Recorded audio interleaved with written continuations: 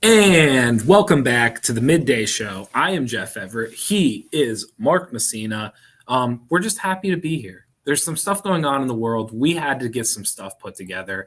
I'm happy to be back. You look more concerned. You look like you got some questions. No, I don't know. It's been a strange time here. Obviously, people know we lost one of our founding members, and there's been a lot of the reason we haven't been on is because on the back end you've been busy as can be, trying to just make sure, taking on responsibilities you didn't have before, trying to keep us rolling. So it's that's why we haven't been here, and now we have I think depending on insurance cards and placements, one of us has some medical things going on in the next couple of days, and we won't be back again. So we may be back later in the week, who knows. But so we did. We just wanted to get on today and say that we are still here. And what's your breaking news for today? What is my breaking news? Yes, what's your breaking news for today? Breaking news. Go ahead. My what's breaking yours? News is the Pirates are 16-7 and have the best record in the National League.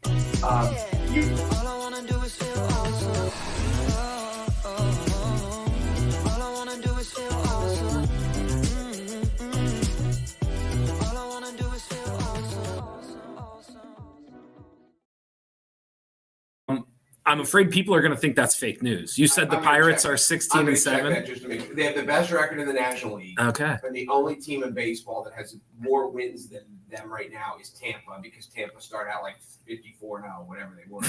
Now I just click on ESPN. Now it's reestablishing my security. Am I gone? No, I think you're fine. Why? Because I just clicked on. Yeah, do it on my phone. Have you watched any of them yet? Like, have you seen a Pirates game? I've not seen a Pirates pitch this year. I've seen highlights. Here we go. My phone is giving me secure. So standings, the Pirates are 16-7. Yes, they won 7 in a row. So yeah, it's fun. That was my breaking news. I thought you were going to say it's fool's gold at first. I mean, baseball's weird. There is a little bit of that. I'm sure. But when you look at like the Orioles are 14, the Orioles are hot. Texas is hot. So there's a lot of early in this year, the old blue bloods. It happened in basketball when Kentucky stunk and North Carolina stunk at the beginning of the season. It took them a little while to get going. But one of the benefits for the Pirates are they are in a division. The Cardinals spend some money. Milwaukee's pretty good. The Cubs spend. But there's no one that you look on paper and say, well, they're going to run away with it. They just haven't got high yet. Yeah. So the Pirates are in a good division where that could be. But they're not 16-7 good. I'm sure there is a little bit of fool's gold too. But McCutchen came home and all's right with the world. I really want them to be good. And I have no reason to like the Pirates. It's one of the stadiums I have been to the most. And gorgeous. It's gorgeous. And when that place, like if they could ever put a real team together, that place would be top 5 in the country. Yes. I mean, it's that awesome of a ballpark. It is really awesome cool. Ballpark. Really cool. So it would be fun. And it is one of those places I've always made fun of the Steeler fans for this. When you go to Philadelphia, they root for the Phillies, they root for the Eagles, they root for the Flyers, they root for if you're a Philadelphia fan, you're a Philadelphia fan. Yeah. You find all kinds of people. Oh, they're Steeler fans and they're Yankee fans. And the dyed-in-the-wool Steeler Pirates fans, I tip my hat to them, and because they have been through. One sent me a T-shirt today that says I was a Pirates fan when it wasn't cool to be a Pirates fan, and that is so I'm happy for it. One of the things that Pittsburgh has gotten right for the most part is the black and yellow across the board. More cities need to do that. That should be Seattle's really close. If you look at all of Seattle's across the board, it's not perfect, but they're really, really close. Okay. Yes. Right. It's like a green, teal, white, gray kind of vibe. It's really, really close. No, I'll give you that. That makes sense.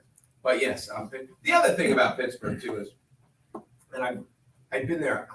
You could count on one hand how many times I've been to Pittsburgh until my daughter goes to Pitt. And as a kid growing up, you hear the Steel City and the Steelers, and there was this. I always had this image that the whole city was covered with like a layer of soot. Sure. Because Pittsburgh is gorgeous. It's really nice. It is such a nice place. Yeah. It is way nicer than you would imagine. It's less talented Nashville, as I like to call it. Okay. Okay. No shots at Pittsburgh. It's just, it's. It is when you think of like, a city and it's like, it is such a nice place. Yeah. I think too, population wise, I think it's like 1/5 of what Philly is. Yeah. Because when you look on a national scale, Philly is a really big city. Yeah. Pittsburgh's not. Pittsburgh's a smaller place like Buffalo or Baltimore or something like that. It's also one of the few places where, like, when you go, walk to the game. Like, do not, and not that there's a ton of places to park at the stadium there in the city, but it is one of, like, if you went to a game in Philadelphia, no one would ever tell you, like, walk to the stadium at Philly. Yeah. Walk to the stadium at Pittsburgh. It's half the fun. Did you know one of the three rivers is flowing north? Which one? Do you know which one? Whichever one. I don't know. But like at the convergence, it's because rivers, there's only a couple rivers that actually flow north for a section, just for the way it is. Yeah. Yes. I didn't know that too. They also film a boatload of movies in it. Yes, they do.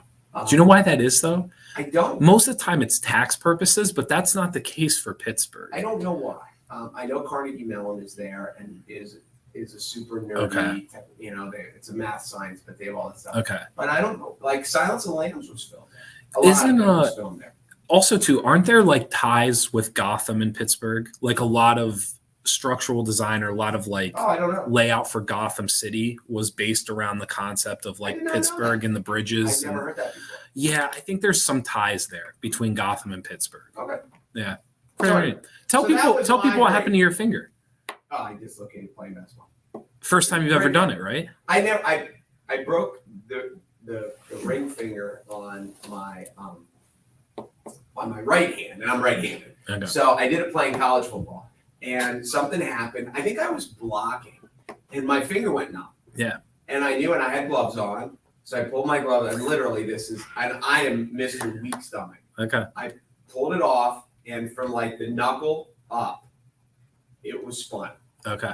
And I'm looking at the bottom of my head, and our trainer's name was Amy. Okay. And she was like maybe 5 foot tall. Sure. And I pulled my glove up and I did this. Amy, Amy. And what's funny is as you can imagine, you play college sports. Yeah.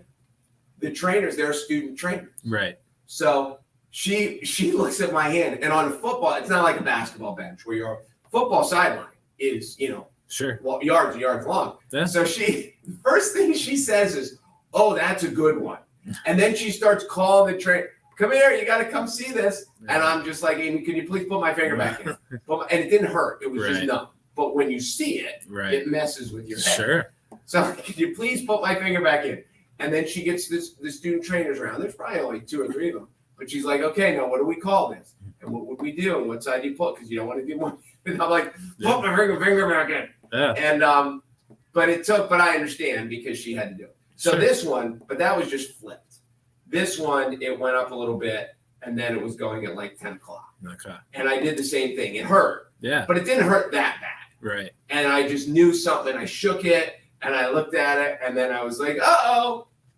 And one of the assistant coaches, one of my buddies, his name's Mike. I was like, "Mike, can you put it back in?" And he's like, "Sure." And he just starts pulling on it. And as he couldn't get it back in, and then I'm thinking maybe he had no idea, and he was just like, I should have thought about that. I should have vetted him a little further. Like, have you ever done this before? Do you know what you're doing? Right. So, but anyway, yeah. So it's dislocated, but they popped it back in. It's neat. The guy said, so you said you never had a dislocated finger? Never. I've been unbelievably my trying to think how to say this. Like my physical health, like my structural health, I've been unbelievably lucky. I've never broken a bone, knock on wood. I've never had like any substantial like injury. Other than you almost died of Lyme's. But see, that's not like a structural. You know what I'm saying? Like all of my things have been like internal health. But structurally, like I've been unbelievably fortunate when I think about the things that I have done. So then you wouldn't know this either, but my finger was a mess, and then I know they're gonna try to put it back in. And when they took an X-ray of it, he's like, it's dislocated and like jammed on itself. Okay. So, but he's like, and as they numbed it because he cranked on it a while. He was the third guy that cranked on it with no Novocaine and wasn't working. So he's like, all right, I'm gonna have to pull harder. We're gonna have to numb it. But then he's like, it's gonna pop. And then you're going to be like, oh, wow. Because right now you can't do anything with it. And as soon as it pops back in, you're going to be able to bend it and it's going to be. Yeah. And he's like, did you hear it? And I was like this. No. He's like, try. It's in.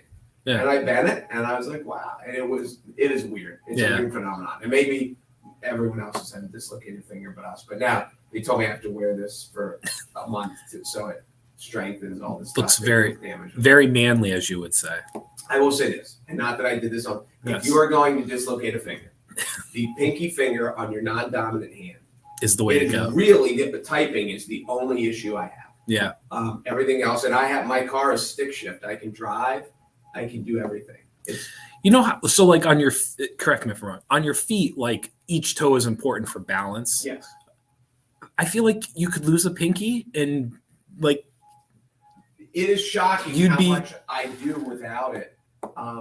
Like I can shoot a basketball without it. Yeah. You don't. I mean, you never would. Like sure. You shoot basketball, but to just take your pinky off of it is not that big. I'll tell you what I can't do. I can't put my hand in a baseball glove. Okay. Because it won't. It's too straight and won't bat. Interesting. But, yeah, for the most part. What about when you hold your phone though? Because like when I hold my phone, my pinky goes on the bottom. Does your pinky go on? My phone right here. Oh, so you go dominant hand, so you don't even put it in the offhand, so it doesn't even matter. You hold your phone in your offhand? More than I typically don't. I usually end up with it in my left more than in my right. Oh, that's interesting. Well, you know why that is because if you're on the phone or you're doing something with your right hand. Like I'm right-handed, so if I'm like making a meal or I'm like writing something or whatever, the phone naturally ends up in my left hand. So what I've noticed now over time is when I go to pick it up, I will pick it up with my left just as often as I pick it up with my right. But don't you see? Because I text one-handed. Both. I text with my right thumb. Both. You can text with your left thumb? Yeah. I think most people my age and younger can text with both thumbs. I don't know if I can do that. You can't text with the opposite thumb? If you tried? I can tell you, just by trying it, I've never done it before. Interesting. Now, I've texted with both thumbs if I'm holding it. Well, that's my... But when I hold it like that, I support it with my right. So that's my preferred way. Most of the time, if I'm not doing anything, I'm two-thumbing the whole thing. Yes, and so okay. But if I'm one-handing it, I do it right-handed. But what if you're But what if you're like writing something down? You don't hold the phone in your left hand? How can you text and write something down? What do you... you don't multitask ever. Like you're never like cooking and like typing something on the phone. Well, if I'm reading something, then I would write it down with my right hand and I would hold the phone with my left hand. But I would never be texting. I can't multitask to the point that I'm texting and writing at the same time. I understand that. I understand that part. But there are things that you would do at the same time that you might be texting on your phone, no? Or you don't multitask in that fashion. No, see, and this is part I wouldn't like you said cooking and texting. Yeah. I wouldn't because I would be afraid I try to make sure my phone is safe. I don't like how people so you would let their phone in the toilet. So you would let never have my phone over the toilet. So you would let the food burn while you made sure you got your text off, is what you're saying. I would put the phone down. I don't think you would. I think you would let the food burn and get that last text off, and then you'd lunge for the food to try to make sure that it didn't burn. Is what I think would happen. That would be a fact. Now I've never thought about it before. Yeah, I would be fascinated to see how many people are ambidextrous when it comes to texting. Because I'll tell you another thing. I had my labrum done. I just did my fake sling here. I had labrum surgery back in my mid-20s. So when I came to work, I switched everything over so I mouse left-handed. Mm-hmm. And I can now mouse left-handed because I had to do it for like 3 weeks. Mm-hmm. And it just became easy. And I think the way my desk was set up then, now I don't use a mouse, now I use a touchpad, but it just fit better on my desk. So I left it that way. Uh-huh. And most people can't mouse left-handed. But if you were forced to for 3 weeks, you'd figure it out. And I wonder how many people of your generation can do both. Yeah. Because your generation has just grown up with what's funny though is I think that's less the mouse. I think the mouse people are predominantly one-handed. Okay. That's what I think. But I think the phone is the opposite. That is interesting. I think I think people are way more ambidextrous with the phone than any other aspect of their life, would be my guess. I bet you there's people that are literally 0% ambidextrous, but can text with their left thumb. I would all but guarantee it. Now, again, I'm a double thumber, Mm-hmm. and I think most people are. Yeah. But to do it one-handed, I don't think I can do it left-handed. Interesting. That is interesting. That's because you're so ingrained in the phone. You don't. As soon as we're done here, I'm texting my kids. See, my kids are 21, 19, and 16, and find out if they. But see, I think that says more about you. I think it says more about you multitasking than it does your ambidextrous ability. I don't think you do a lot else when you are on the phone. I think when you are on the phone, you are on it. I want to know what else you can do while you're texting. Everything. You can do everything because it only takes one hand. But your brain has to focus on what you're saying. I know. Did you see, not to like completely change the subject, did you see some of the numbers that came out about driving and the amount of accidents that have gone up? So there's so they have because all the census stuff, so it's 10-year gaps and everything else. So the amount of accidents from 2023 up from 2013 is staggering. Because at first, when the numbers came out, people kind of thought maybe COVID, right? Because we're kind of away from our vehicles, right. And then we jumped back into the vehicles. And what they're realizing now is that it has not anything to do with COVID. It has way more to do with the introduction of main use cell phone, like everybody actually having a cell phone, and then texting going up, because the numbers don't trend until texting becomes like a staple of the cell phone. Because we had devices before. Yes. Texting is like the main, like the moment texting was introduced, there is a clear incline in car accidents. Well, I will say this, and I admit this publicly, not that any of us have ever texted while we were driving. Right. One of the reasons that my car that now is stick is, I had a stick car when I was younger and I loved it. I just liked driving stick. And, but I also knew that when you're driving stick, I had to get the phone out of my hand. Okay. So there was that thought process to it that, because I'm not going to say that I cannot confirm or deny that I've ever sent a text while driving. Everyone at some point has sent a text while driving. But it was a conscious decision, and I think it would be interesting if the automobile industry brought it back. Because when I was a kid, I'm 51. When I was a kid, it was, I want to say, half the cars on the road were stick. And maybe that's an exaggeration. But it was close. Okay. So this is my own, and I hesitate saying this sometimes because sometimes people get very ornery. I don't know how much the texting and driving has to do with it. I think it's texting immediately when you get your license. Like this is an example. Fast food. Have you ever seen people eat while they drive? It's ridiculous. It's absurd. I would argue it's just as but here's the difference is most of the people that are doing that are experienced drivers, and we've done it right. The problem isn't so much texting and driving. The problem is you have 16, 17-year-olds who have very little experience driving and texting and driving. Because an experienced driver who's texting and driving, they're obviously a better driver if they're not. But people like to think as long as they're not texting and driving, they just got two hands on the wheel there. I have seen adults in a car. It doesn't matter if they're texting and driving. There's 17 other things going on, even if their phone is not in their hands. No, I get what you're saying. I do. You eat in the car all the time. Constantly. Yeah. Constantly. I don't know. I mean, people, Do you pick your fast food places by which ones are easier to eat in the car? No, not easier.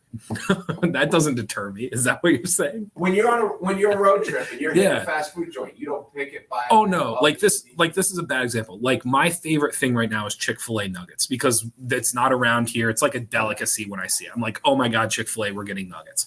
So I will not get McDonald's fries because they're easier to handle than a Chick-fil-A nugget with the Chick-fil-A sauce. No, that doesn't deter me at all. Oh, there's no difference. Dipping nuggets while you drive is tough.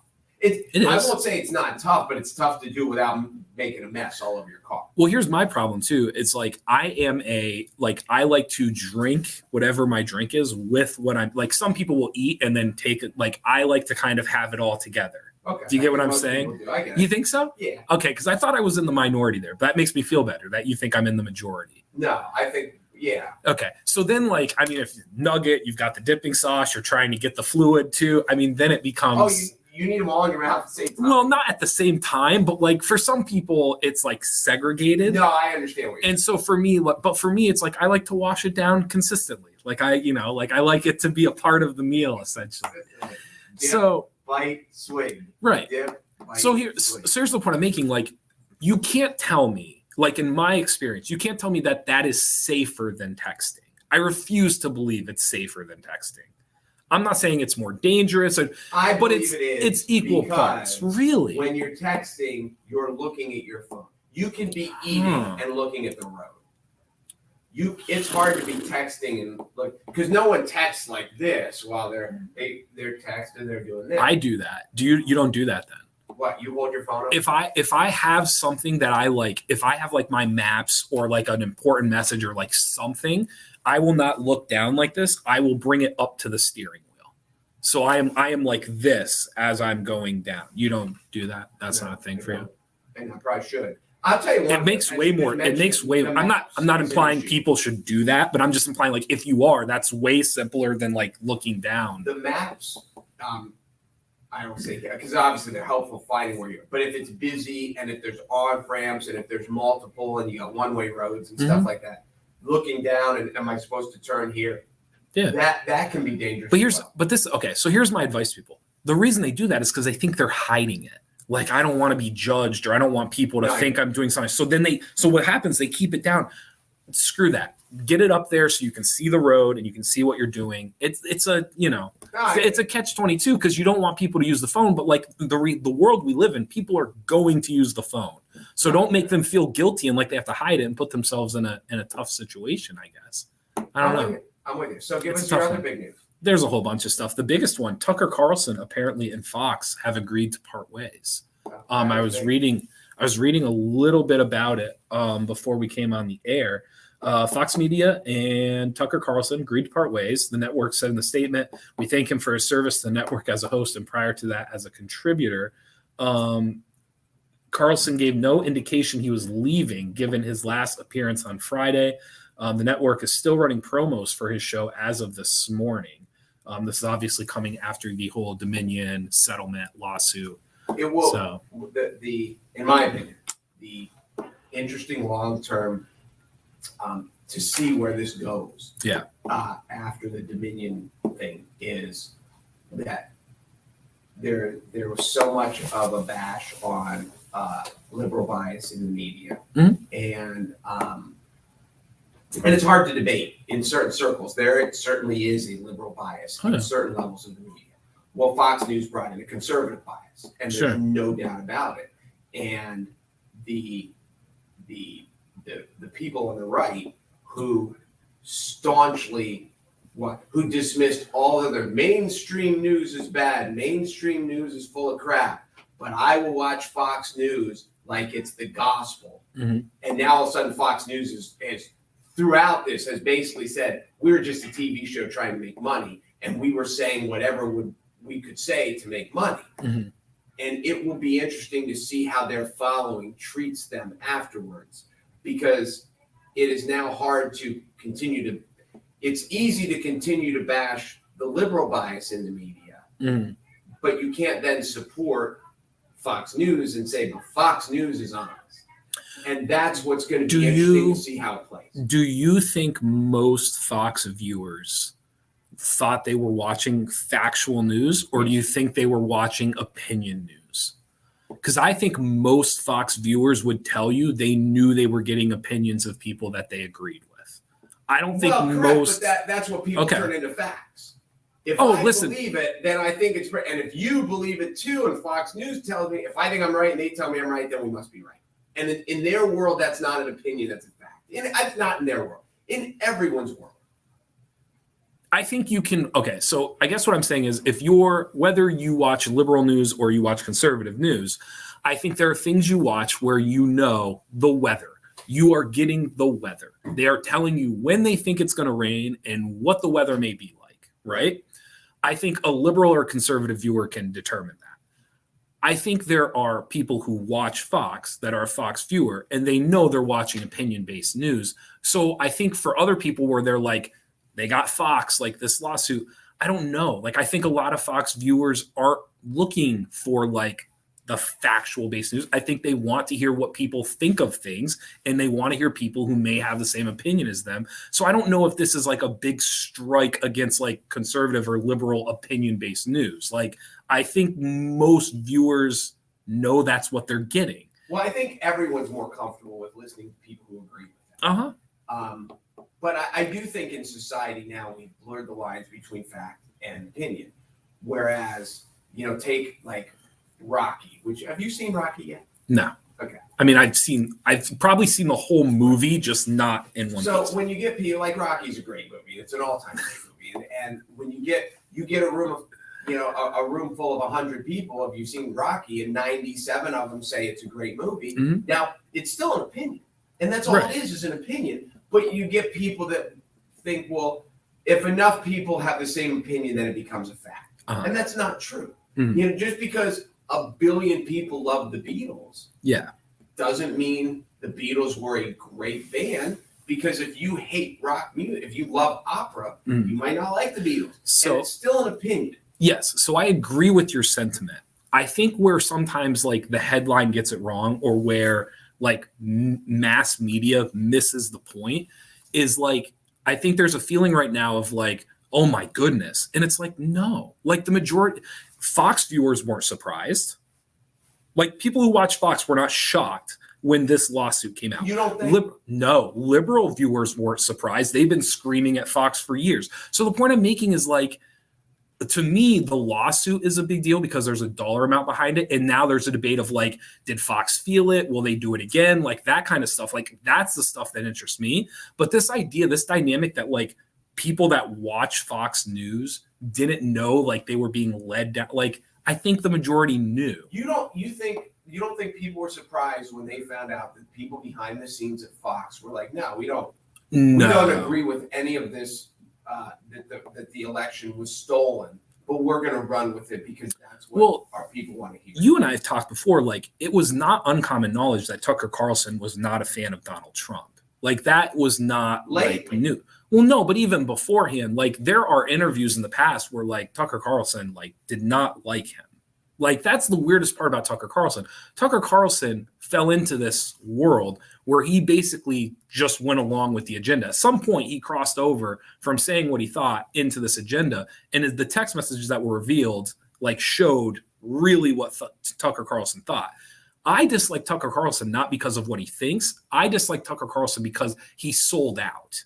Like he just said whatever. Okay, well, but here's what I'm saying. Isn't this saying that all of Fox News sold out? No, you don't come on to a slow down. We're having two different conversations. Right. What I'm saying to you is most Fox viewers know they're watching opinion-based news. You disagree with that.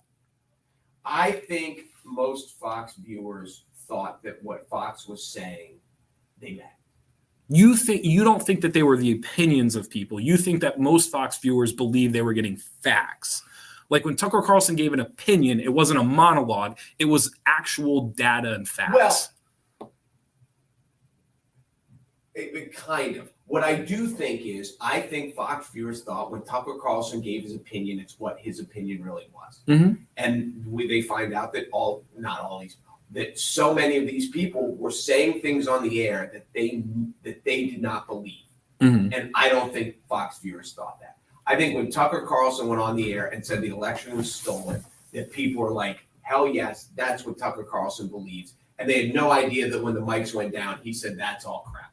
So when a liberal views like MSNBC or whatever they may be watching, mm-hmm. do you think a liberal viewer views all of that as fact-based news and it's not opinion-based news? Well, I think they think it's opinion, but I think they agree with the opinion. But I think when so what's the difference between a liberal Keith Olbermann or who's the girl?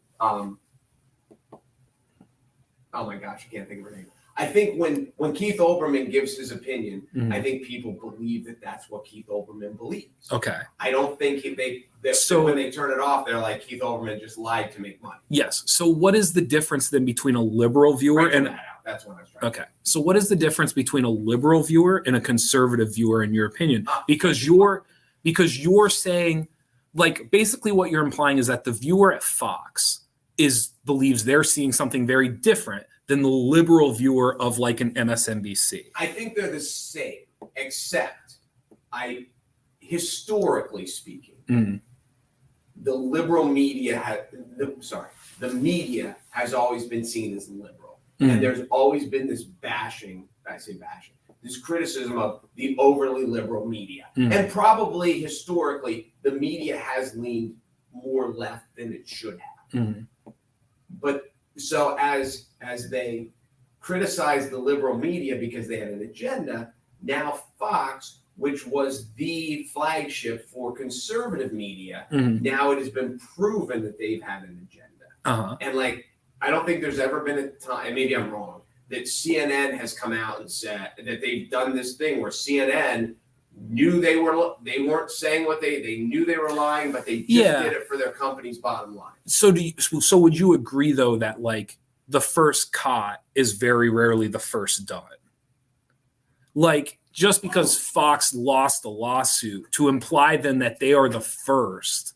That's fair. Maybe they were just more egregious about it. Oh, they were. Listen, as a conservative viewer, I will tell you they were way more egregious about it. Point. But I'm just the first person, like they always say in the fight on the court or on the football field. Right. You know, the first guy that gets the shot, it's the retaliation that gets a 15-yard penalty. Yeah, no, that's probably fair. Like, to me, I don't know. I guess what I'm saying, like, if you lumped all of the viewing public into like one pile, and you said, how many of you are surprised by this? How many of you thought Fox News was giving you like straight fact? I think the majority of the public knew they weren't getting straight fact. And I think most conservative viewers kind of get that. I think most liberal viewers kind of get that. Like, I just, to me, what they're saying the news is like that there was a settlement and that Fox News lied. To me, that's not really the news. Like, to me, the big thing moving forward is the news of, did Fox News lose enough that it wasn't valuable enough for them to lie? And so far, everything that I'm seeing, that's not the case. No, I think the lawsuit was too small. And I think most conservative and liberal media companies right now are looking and going like, oh, wow, like you can make money lying and the penalty is not enough to make it not worth your time. And it only becomes that way is if the viewing public is like, we're not going to watch them anymore because but I agree. One of the fascinating things I think about politics nowadays is they're so quick to criticize the other side, and they don't know one looks in the mirror at all. And that's why I'm curious to see how the conservatives go forward with their how much they respect Fox News, because it just happened like when Joe Biden became president, and the Republicans were like, oh, he's creepy, he's rubbing women's shoulders and he's sniffing them and all this stuff, and the Democrats would turn around and say, well, wait a minute, how are you taking shots at Biden when you didn't take shots at Trump? When look at all the things Trump did. And then the Republicans turn back around and say, well, what about Clinton? And you didn't do it. And we are so but on both sides to criticize the other side. If you ask the Democrats, and they'll talk about the sexual allegations against Trump, but the Republicans are like, what did you say when Clinton was there? You didn't say anything. And then all that you said was he was a good president. So like, we are so quick to criticize the other side and to point out the other side, even when our side has done the same thing, and we don't. And then we justify it. I have noticed more so now. What I've noticed isn't even like the finger pointing. Now they just completely won't talk about stories that do not behoove or benefit their agenda or their side. My biggest pet peeve in the last probably like 8 months to a year is like the complete avoidance of giving people information because it does not fit the agenda. One of the things that you have opened my eyes to is you will come in and say, Like they're not going to talk about this. They're not going to talk about it. The trial. What was the girl's name? Epstein? Yeah, Ghislaine Maxwell? Yes. And you came in and said, you watch, no one's going to cover this. And you said this before, and then you kept coming in like, no one's talking No one's talking. Well, currently. And then the train out in Pittsburgh. Yeah, no one talked about it. Ohio, now they did eventually after like a couple of weeks because they had no choice. They had to. Like the biggest one from this past week and on both ways. I don't know if you noticed or not, like there was almost no talk about Biden's real estate plan. Did you see this about if you have a certain credit score? So if you have a good credit score, I think it was 680 or above, and you put 20% down, you now have a fee worked in starting, I believe it's in May of something. You have a fee worked in, a federal fee. And if you have below that credit score and you don't put 20% down, you avoid the fee. So essentially, if you do all the things good, like all the things you're supposed to have good credit. You're supposed to, trying to penalize wealthier people. It's trying to, but essentially not penalize, but tax. But essentially what you're doing is you're hurting. It came out like over a 30-year mortgage, it's going to be around $14,000, like for a home buyer if you have good credit and you put 20% down. And so nobody on MSNBC, CNN, like you can't find it on that side, right? On the flip side of it, though, one of the things that the Republicans like refused to talk about this past week, they would not discuss the fact that a lot of the things that are happening right now in Russia were things that were already policies put in place by Trump. Like a lot of what Biden's like going through right now were things that Trump's was doing before he left office. And they basically just like greenlit everything and like kept moving forward with it. And so nobody on the right wants to give Biden credit for moving forward with a lot of Trump's actions.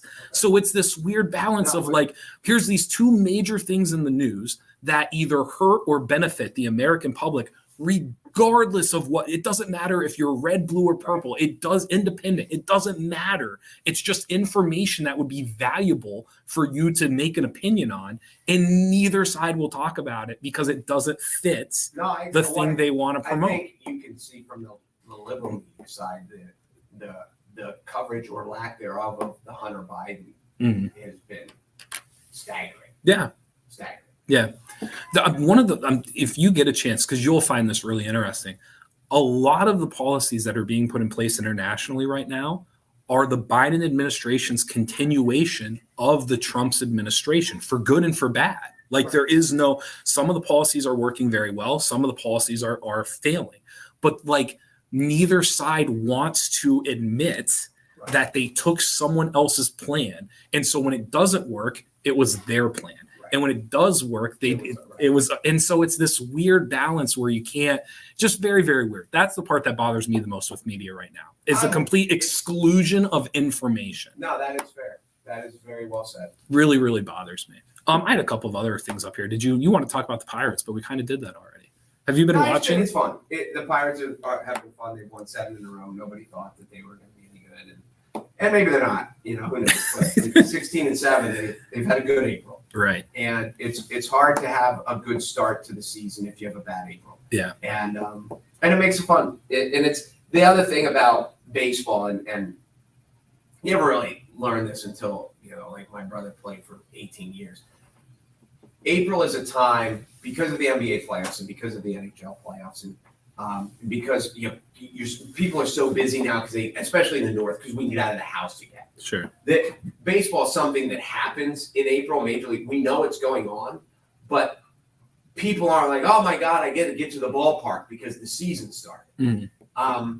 Like in football, it's a little opposite, because in September and October the weather's nice. Okay. If you want to go to Penn State, you don't want to wait till Thanksgiving, because now it's like you have to be a hardy soul to do that. Right. Baseball, it's opposite, and it's May, June, July. That's when it's fun to go to the ballpark, because you go in shorts and a t-shirt. Sure. So, but it's more fun if your team has a chance and you care and you're watching the scoreboard. Right. So a good April is just making people like, hey, when we get a nice day, like let's go to PNC Park, because so that will help too.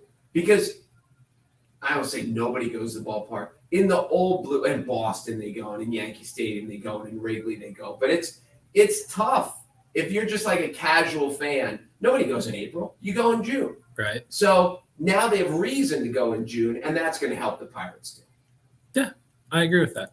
The Jolly Roger? The Jolly Roger. Raise the Jolly Roger. What is the Jolly Roger? It is such a neat ballpark. If you've never been, even if you don't really like, that's the thing about going to a baseball game. You don't, it's just different. You're outside. It's nice. It's relaxing. And it's so,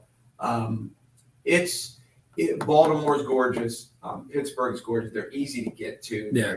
They're just, it's wonderful. I mean, the Phillies' new stadium is nice as compared to that. So the Phillies, the standing room only stuff at the Phillies ballpark, they do an incredible job. It's one of the few parks that I've been to where it's almost more fun to kind of walk around, check out different spots than actually get a seat.